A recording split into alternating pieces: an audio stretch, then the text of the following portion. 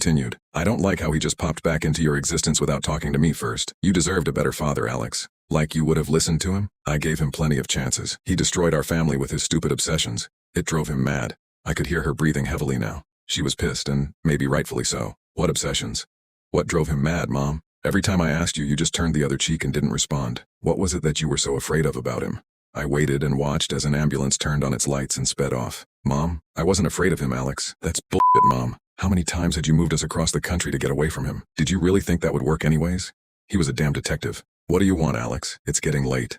I can't even begin to think about sleeping tonight. Not with that look he had on his face. Not after what he said. So, I confessed. You keep your secrets then. I'm gonna go check it out, see what's there. This late? No. You stay put and get some sleep first.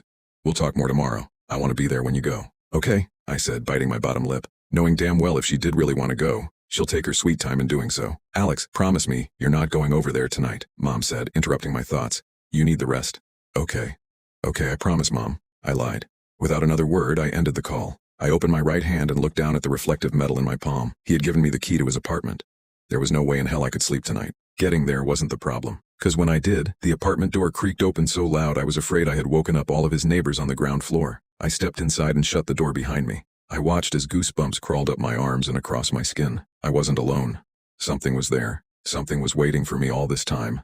The feeling of guilt settled in the pit of my stomach for being here so soon and lying to my mother, like a spoiled child waiting to open their gifts before Christmas. Everything in here was mine now. No one else wanted it or had any right to claim for it. I doubted my mother would have wanted any part of this. The truth was, though, I didn't care about his belongings. Sure, maybe someday I could use it or sell it, but I wasn't here for that. I wanted to understand what my father was so afraid of, what he must have felt guilty for, a burden he carried until his very last moment. It had only been 2 hours since he passed, and seeing his single recliner in the living room, no other chair or couch waiting for any company, I regretted not trying harder to get to know him after all these years away from my mother's grip. In the living room, stacks of books and papers were spread across the room. The air was stale. When I turned on the living room lights, 3 out of the 4 bulbs of the main light were out. It was too dim to get a good look at anything, so I pulled out my cell phone and turned its flashlight on and began looking around for clues. Anything that would point me in the right direction. The first thing I stumbled on shocked me to my core. End of part 1. Like, follow, and share for part 2. Comment, platypus for the win if you made it to the end.